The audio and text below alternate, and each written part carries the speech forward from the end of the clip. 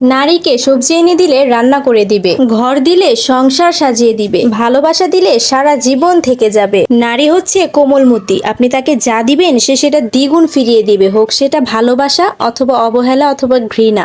Hello, আসসালামু আলাইকুম everyone, কেমন আছো তোমরা সবাই? আমি তো আলহামদুলিল্লাহ ভালো। তো আজকে হচ্ছে অনেকদিন পর হইতেছে একটা ব্লগ ভিডিও নিয়ে আসলাম আর কি। সারাদিন কি করলাম, সত্যি কথা বলতে এই ভিডিওটা অনেকদিন আগের, সবকিছু ঠিকঠাক করে এডিট করে রাখছিলাম, শুধুমাত্র ভয়েস ওভার দিয়ে আপলোড দিব। এই অলসতার কারণে হইতেছে দেরি হয়ে যাচ্ছে, তো ভাবলাম আর অলসতামি করলে চলবে না, ভিডিওটাতে ভয়েস ওভার দিয়েই দেই। আর তাছাড়া আপনাদের কাছে আমার ভিডিওগুলো কেমন লাগে অবশ্যই কমেন্টে জানাবেন। তো সবসময় তো হইতেছে ভিডিও আপনাদের সাথে শেয়ার করি ঠিকই, কিন্তু আপনাদের কেমন লাগছে সেটা জানা হয় না। তো আজকে জানতে ইচ্ছে করলো, অবশ্যই কমেন্টে জানাবেন।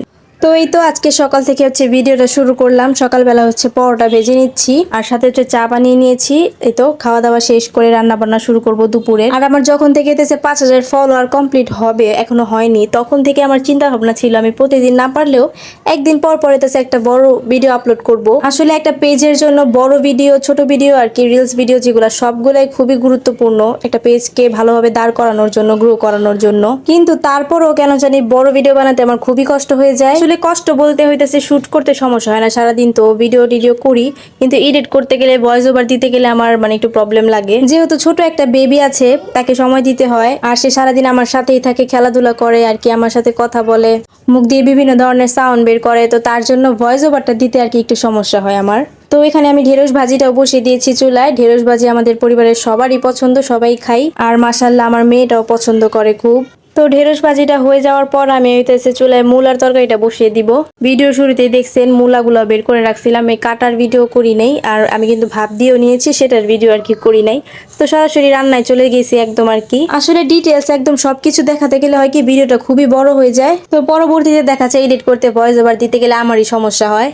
তো এই তো এখানে কে মূলার তরকারি পছন্দ করেন অবশ্যই জানাবেন। আসলে সিজনের মূলাটা কিন্তু খেতে ভালোই লাগে, কার কাছে কেমন লাগে আমি জানি না, কিন্তু আমার কাছে ভালোই লাগে, খারাপ লাগে না। তো মূলাটাকে আমি প্রথমে হইতেছে বসিয়ে দিয়েছি কষিয়ে, এখন পাশের চুলে হইতেছে মাছগুলো ভেজে নিচ্ছি। মাছগুলো ভাজা হয়ে গেলে একদম ডিরেক্ট আমি একদম তরকারির মধ্যে ছেড়ে দিব। তো একসাথে দুই চুলায় বসিয়ে দিলাম আর কি। তো এই তো এখানে উল্টিয়ে পাল্টিয়ে মাছগুলোকে ভেজে নিলাম, তারপরে এই যে তরকারির মধ্যে দিয়ে দিলাম। আর হ্যাঁ, এটা তো আর আমার সাহেব খাবে না, তাই না? তো তার জন্য একটা আলাদা আর কিছু রান্না করব। তো তাকে হইতেছে একটু মুরগির মাংস রান্না করে দিব, পাশাপাশি এখান থেকে আমার মেয়েকেও খাওয়াবো, এই জন্য হইতেছে আমি আজকে আর মরিচের গুঁড়া দিব আর কি, সাদা রান্না করব মুরগির মাংসটা। তো ভিডিওটা দেখলে আপনারা বুঝতে পারবেন। এখানে হইতেছে আমি পেঁয়াজ ভেজে নিয়েছি, আর সাথে তো আস্ত গরম মশলাগুলো দিয়েছিলাম। এখন হইতেছে আদা রসুনের বাটা দিয়ে এটাকে ভালোভাবে একটু ভেজে নিয়েছি। এখন হইতেছে জাস্ট একটু হলুদের গুঁড়া, লবণ দিয়ে হইতেছে মশলাটাকে কষিয়ে তারপর মাংস আর আলু দিয়ে দিলাম। এমনিতে হইতেছে মুরগির মাংস সাদা রান্না করলে কি করি, বাদাম বাটা ফ্রিজে থাকলে তখন সেটা ব্যবহার করি। আসলে আজকে হইতেছে তাদের দুজনের জন্য একটু শর্টকাট ভাবে রান্না করে দিচ্ছি আর কি। এমনিতে এই সাদার তরকারিটাও কিন্তু খেতে খুবই মজা হয়। তো এখানে মাংস আলুগুলোকে ভালোভাবে কষিয়ে তারপর আমি হইতেছে ঝোলের পানিটা এখানে দিয়ে দিব।